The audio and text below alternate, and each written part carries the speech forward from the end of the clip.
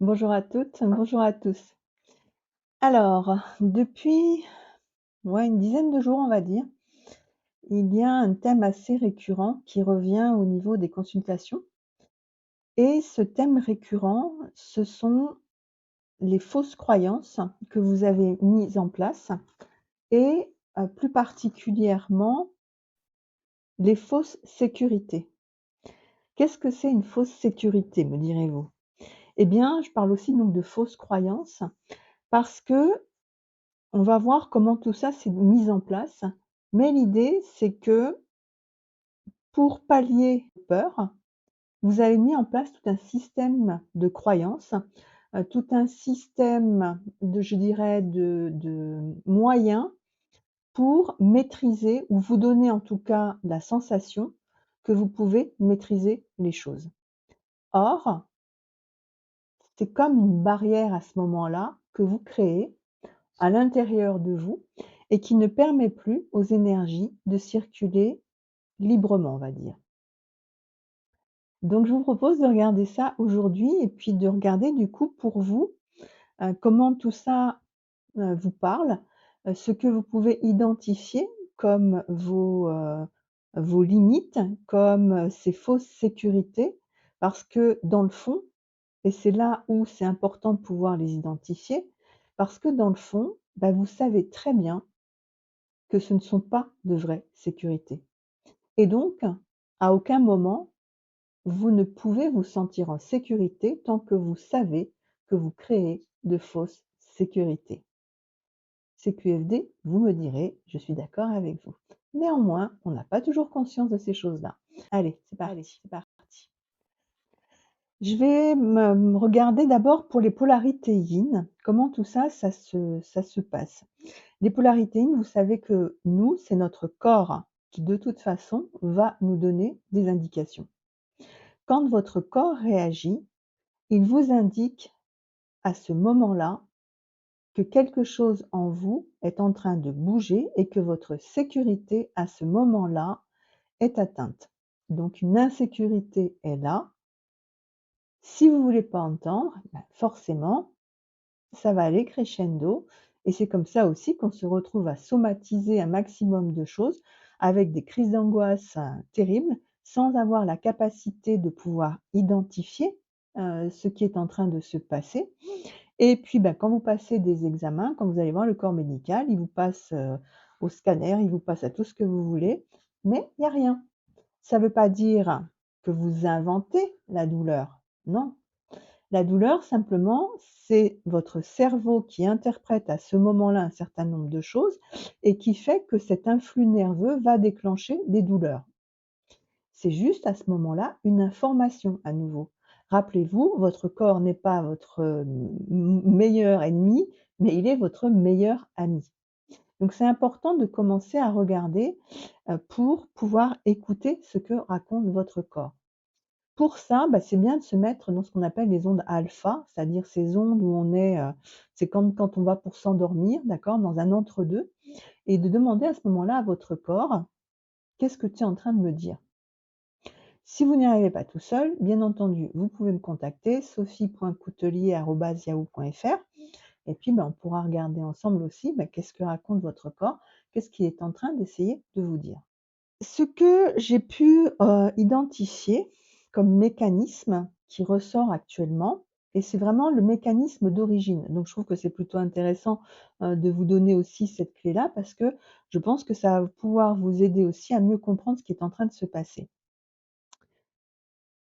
En fait, la peur que vous ressentez, c'est la peur de vous-même, c'est-à-dire l'insécurité que vous-même créez ou avez créée à un moment donné de votre vie. C'est bien souvent pour les polarités yin, on va regarder que votre insécurité, donc c'est la peur de vous-même, de ne pas être capable de faire face aux situations. C'est la petitesse de qui je suis. J'ai noté aussi l'assimilation de qui je suis à la peur qui fait que je suis la peur, je suis l'insécurité. Et c'est alors vous qui vous attaquez. Pour essayer de, mieux vous faire comprendre, la chose, quand vous êtes enfant et que vous êtes face à des peurs et que l'environnement autour de vous n'est pas suffisamment sécure pour vous apporter le contenant qui va vous permettre de, dépasser votre peur, eh bien, vous allez créer à ce moment-là un truc pour pouvoir faire face à la peur. Mais faire face à la peur, ça veut dire quoi? Ça veut dire: «Je suis trop petit, je vais pas pouvoir faire face, c'est trop massif ce qui est en train d'arriver». Ça peut être aussi les signaux d'alarme que votre cerveau vous envoie parce qu'effectivement, votre cerveau à ce moment-là n'étant pas capable ou en capacité de pouvoir gérer l'émotionnel qui est là, je vous rappelle, polarité yin, c'est votre problématique, l'émotionnel. Qu'est-ce que j'en fais? Comment je gère ça? Et à ce moment-là, c'est la peur de ne pas pouvoir gérer ce qui arrive qui va déclencher finalement ce phénomène qui dit: «Je ne suis pas capable de gérer les situations». Donc vous voyez qu'à ce moment-là, le regard que vous avez sur vous est un regard qui est de dire: «Je suis dangereuse pour moi, puisque je ne suis pas capable de gérer ce qui arrive». Donc le problème, c'est même pas l'extérieur, le problème, c'est vous. Vous avec vous-même.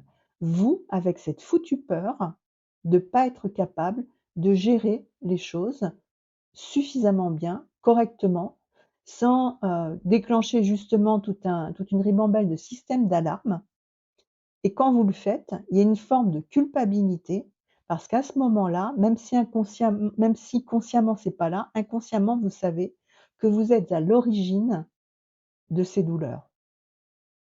Donc c'est une attaque vraiment massive à ce moment-là sur vous que vous déclenchez.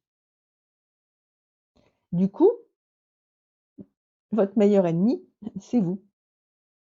Et quand vous prenez conscience de ça, vous commencez à comprendre que là, la clé du problème, c'est pas tant d'essayer de résoudre les problèmes extérieurs que de résoudre les problèmes en interne, pour cesser de vous attaquer physiquement, mentalement, émotionnellement. Parce que c'est tous ces axes-là que ça va se jouer. C'est donc prendre conscience que ce n'est pas la vie qui vous attaque. C'est vous, tout seul, toute seule, qui vous attaquez dans, cette, confusion de qui vous êtes. Parce qu'à ce moment-là, cette confusion émotionnelle crée aussi donc la mise en place de tout un tas de contrôles en interne. C'est tous les masques que vous pouvez porter, mais c'est aussi, à un moment donné, ne pas savoir si vous êtes ou non en capacité de faire face aux problèmes qui se présentent. Il y a un doute et ce doute, c'est ce doute-là qui vous ronge. Ce doute-là, c'est celui qui vous pourrit la vie, c'est celui qui vous empêche de savoir qui vous êtes. Ce que je suis, c'est quoi? Ce que je suis, c'est la fonction que Dieu vous donne. Dieu, ce qu'il veut, c'est votre bonheur. Donc finalement, c'est quoi? La fonction, c'est le bonheur. Dieu veut le meilleur pour moi, sauf que si moi je suis dans un regard qui amène toute cette négativité, toute cette confusion en interne entre moi, l'extérieur et le problème, tout va ensemble, tout est mélangé et je ne peux pas à ce moment-là, faire face puisque dans cette confusion, dans ce globi-boulga, qui est là, il y a plus de place pour Dieu, il y a plus de place pour, rien, sauf pour la peur et une image, une estime de vous-même totalement négative, l'incapacité aussi de vous faire confiance, parce que ça, la problématique chez les polarités yin, c'est aussi de pouvoir se faire confiance. Là où vous, polarité yang, votre problème, il n'est pas de vous faire confiance. Vous, vous savez que vous savez faire. Votre problématique, c'est l'estime de vous-même. Mais pour les polarités yin, à ce moment-là, c'est votre confiance en vous-même, en vos capacités à pouvoir réagir, à pouvoir gérer, qui à ce moment-là est attaquée. Et quand ça dure depuis l'enfance, aussi quand on vous a répété tout un tas de choses comme quoi vous n'étiez pas capable, vous ne pouviez pas et vous ne saviez pas, eh bien, à ce moment-là, forcément, l'estime de vous-même, elle est attaquée aussi, mais en plus, il y a la confiance sur vous qui est attaquée. Et là, c'est le serpent qui se mord la queue, puisque, ne pouvant pas vous faire confiance, comment voulez-vous avoir de l'estime pour vous et comment voulez-vous pouvoir gérer les problématiques qui se présentent? Donc là, c'est le process que je vous raconte. Bien entendu qu'après, pour chacun d'entre vous, ça va se présenter sous des formes diverses et variées. Soit donc c'est la psychosomatique qui va se mettre à parler, soit ça peut être aussi des gens qui sont bourrés de toc, qui passent leur temps à compter, par exemple, dans leur tête pour pouvoir, fermer une porte. Est-ce que j'ai bien fermé la porte? Est-ce que j'ai bien fermé le gaz? Heu, Tout un tas de trucs comme ça qui vont se mettre en place qui vous indique simplement à ce moment-là à quel point vous êtes en train de vous attaquer vous. Et là, c'est important quand même de consulter à ce moment-là des psys qui connaissent ce genre de choses parce que, sinon vous ne pouvez pas vous en sortir. Du coup, si j'en reviens à Dieu qui veut le meilleur pour nous, pour vous, en ne reconnaissant pas cette vérité-là comme, j'ai envie de dire, valable pour vous, d'accord? Parce que vous êtes capable de le reconnaître à la limite pour les autres, mais pour vous-même, pas de confiance en soi, je ne peux pas reconnaître ça. Je ne peux pas me dire ça, je ne mérite pas ça. Donc je ne peux pas avoir cette reconnaissance sur moi-même, je ne peux pas avoir confiance en moi, je ne peux pas avoir l'estime de moi. Vous créez alors, au travers de cette attaque, de fausses sécurités encore un peu plus fortes. Et là, petit à petit, vous rentrez dans quelque chose où à l'intérieur, ça se durcit. Même physiquement, vous pouvez le sentir. Souvent, c'est au niveau du plexus, de la poitrine, d'accord, que vous allez sentir que tout est, le tube digestif est carrément bloqué pour certains. Ce sont les maux d'estomac aussi qui vont commencer d'apparaître. Bref, les douleurs vont aller crescendo et à nouveau, vous pouvez faire tous les examens possibles imaginables et comme par hasard, les médecins vont vous dire: «Mais on ne comprend pas, il y a rien». Il y a rien? Bien sûr qu'il y a rien. Là, c'est juste le cerveau qui crée des signaux d'alarme parce qu'il y a des fausses sécurités qui sont là, qu'une partie de vous sait qu'elles ne sont pas valables, que de toute façon ça va pas fonctionner et le cerveau, il hurle: «Au secours, au secours, au secours». Donc pour certains, ou certaines, eh bien, ça va être le choix du cannabis, par exemple, pour essayer de calmer tout ça. Ça ne va pas régler le problème. Ça va juste commencer peut-être comment dire? Faire baisser effectivement le signal d'alarme, mais dès que vous arrêtez, c'est encore pire. D'autant plus que je vous rappelle que le cannabis, au niveau des neurones, c'est pas terrible quand même, hein, ça vous bouffe quand même quelques neurones là-dedans, hein. Donc après, voilà, il y a des conséquences aussi. Il y a aussi de l'agressivité qui vient avec le manque, comme avec toutes les drogues. Mais le cannabis, souvent, c'est ce que, les HP, vont choisir parce qu'ils disent que c'est de la drogue douce. Ouais, mais il y a des conséquences à ça. Donc c'est important aussi que vous ayez conscience que, c'est pas d'essayer d'éteindre le signal, hein, ou de l'amortir pour pas trop le ressentir, parce qu'à ce moment-là, de toute façon, il y a autre chose qui va se mettre à dysfonctionner, puisque de toute manière, c'est vous qui vous attaquez. Comme c'est pas l'extérieur et que ça dépend de vous, ça va pas s'arrêter comme ça, hein. Par ailleurs, ces attaques que vous mettez en place et puis ces fausses sécurités que vous mettez en place, ça crée une forme de vide aussi en interne. Si bien que ça fait des personnes qui me disent régulièrement: «En fait, je ne sais pas qui je suis». Ben oui, à force de multiplier, les fausses sécurités, les fausses croyances: «Ah bah tiens, je vais faire ci, ah bah tiens, je vais faire ça». Ça va être des gens aussi qui peuvent être extrêmement superstitieux. Des enfants superstitieux, j'en ai au cabinet, mais j'en ai vu défiler, c'est une horreur. Ils essayent justement de pallier les attaques qu'ils ont contre eux en se disant: «Moi, je suis pas assez fort, je suis pas assez, intelligent, mon cerveau est pas suffisamment construit, je ne peux pas répondre à ce qui se passe à l'extérieur». C'est juste, il n'y a pas suffisamment de contenant à l'extérieur pour les aider et leur apprendre justement, comment on fait quand il y a un problème. Et l'éducation, à mon sens, c'est aussi ça. C'est expliquer à l'enfant: «Voilà, quand il y a telle situation, voilà la réponse que tu peux apporter. Voilà les réponses qui peuvent être, que tu peux choisir». Quand on fait pas ça à un enfant, l'enfant, il va essayer de trouver lui des réponses qui vont lui sembler adaptées. Mais quand on a 3 ans, quand on a 6 ans, quand on a 8 ans, quand on a 10 ans, vous pensez bien que les réponses qu'on va trouver, bah, elles sont, de l'âge de notre cerveau, même quand on est HPI. Donc forcément derrière, on crée un dysfonctionnement à ce moment-là et c'est pas l'enfant qui le fait de lui-même. Je veux dire, il y a personne autour pour l'aider, donc il fait ce qu'il peut. Néanmoins, dans ce «je fais ce que je peux», il y a une attaque qui commence aussi de se faire et là, on est en train de fendre, toute capacité de confiance et d'estime de soi. Donc en reconnaissant petit à petit tous ces mécanismes, je peux reconnaître aussi qui je suis. Je peux reconnaître aussi que je suis à l'origine de tout ça.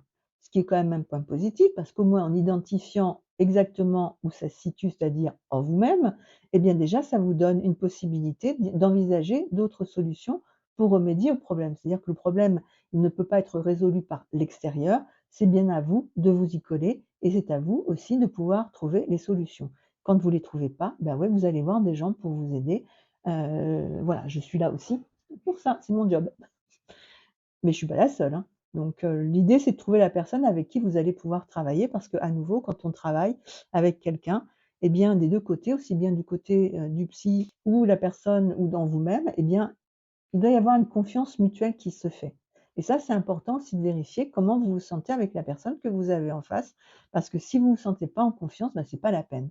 Tout comme le thérapeute, quel qu'il soit, s'il ne se sent pas en capacité ou en confiance pour travailler avec son client, eh ben, c'est mieux d'arrêter aussi à un moment donné. Donc, je crée la peur, je crée l'insécurité, et vous allez me dire: «Et comment je fais pour en sortir?» L'idée, c'est de reconnaître, d'accepter déjà donc cette idée de: «J'ai créé ma peur, j'ai créé mon insécurité». Ce n'est pas ce que je suis, c'est ce que j'ai créé. Ce que je suis et là, c'est important de se réaligner avec le divin. Ce que je suis appartient au divin. Dieu peut pas s'être trompé, à moins que Dieu se trompe, mais alors ça à ce moment-là, ça pose quand même une sacrée problématique, quant à votre croyance. Mais quand on est, dans une spiritualité où, alors quand je dis Dieu, je rappelle Dieu, la vie, toute personne, personnalité ou entité que vous reconnaissez comme étant le créateur. Voilà.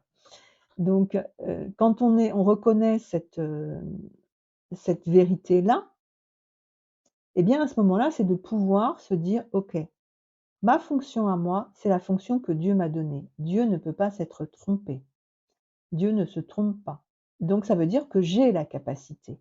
Je peux me faire confiance. Je peux trouver en moi les ressources. Je peux aussi aller rechercher tous ces masques que j'ai créés et les regarder comme étant de fausses sécurités. La vraie sécurité, c'est ce que Dieu a mis à l'intérieur de moi. C'est ce divin que nous avons tous en nous-mêmes et qui nous permet, quand on fait ce travail de retour sur soi, et bien justement de retrouver cette confiance dans le divin, cette confiance dans la vie, dans l'amour aussi, et qui fait qu'on n'a plus besoin de créer ces fausses sécurités. Donc je vous invite à regarder ça, là, les polarités yin au travers de ces problématiques de fausses sécurités. Pour les polarités yang, les fausses sécurités, vous savez aussi très bien chez vous où elles se trouvent. Elles se trouvent au niveau du contrôle que vous allez mettre sur les situations, sur les personnes que vous rencontrez et où vous avez la sensation, à ce moment-là, le sentiment que, en contrôlant l'autre, tout va bien se passer.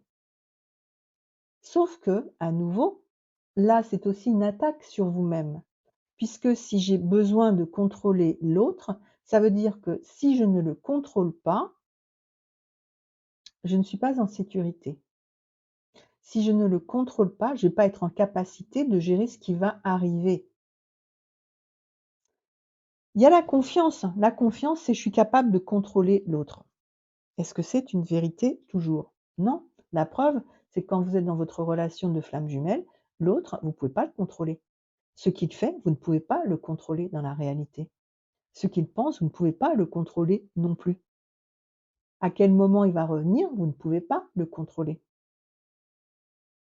Ce fameux lâcher prise dont on parle souvent dans les vidéos, C'est justement, c'est de dire: «OK, je reconnais que je ne peux pas contrôler et c'est OK, c'est correct et je vais aller bien même si je ne contrôle pas. Je vais aller bien même si je ne contrôle pas. Je ne suis pas en danger.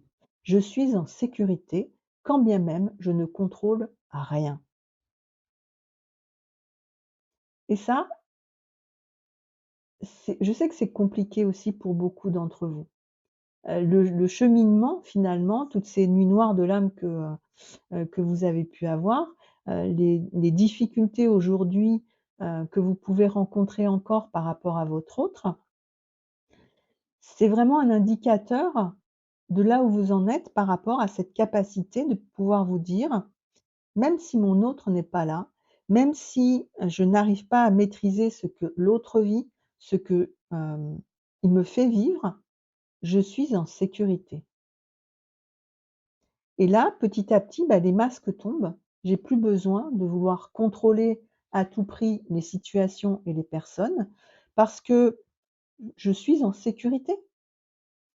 J'ai de l'estime de moi. C'est pas parce que je ne contrôle pas les choses que je suis quelqu'un de nul ou quelqu'un de pas fiable ou quelqu'un qui n'est pas correct, quelqu'un qui n'est pas suffisant, puisque vous, c'est l'estime de vous-même qui est attaquée en priorité. Donc l'estime de soi, c'est quoi? C'est qui je suis n'est pas suffisant.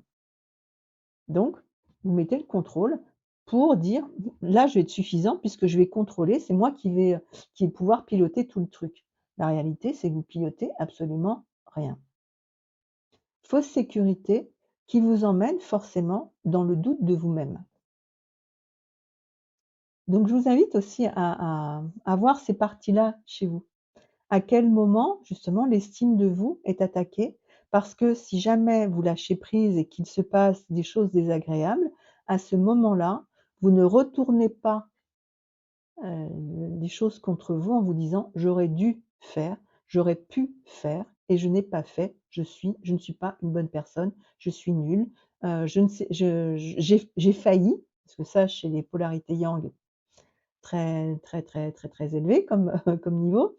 J'ai failli à mon devoir, j'aurais dû. Non, vous ne pouvez pas tout contrôler. C'est correct aussi d'accepter que l'autre, ouais, il soit dans des trucs, merdiques à souhait. Oui, c'est son choix et vous n'y pouvez rien. Priez pour lui, lui envoyer des énergies positives, de l'amour, mais c'est tout ce que vous pouvez faire dans la réalité. Quand vous avez compris ça, en général, il y a un grand apaisement qui arrive derrière. Donc regardez où vous en êtes avec l'apaisement. Ça peut aussi vous donner un bon indice, de là où vous en êtes sur votre chemin, pour voir un petit peu, est-ce que, ça c'est encore extrêmement, friable l'estime de vous-même? Est-ce que vous sentez qu'un socle commence à se poser sur lequel vous allez pouvoir vous appuyer pour que quand les événements arrivent, dire: «OK, j'accepte parce que de toute façon, la réalité, c'est que là, je ne peux rien faire et c'est correct. Chacun a le droit à son libre arbitre». J'espère que ça va vous aider un petit peu à y voir plus clair et puis, je vous dis à très bientôt.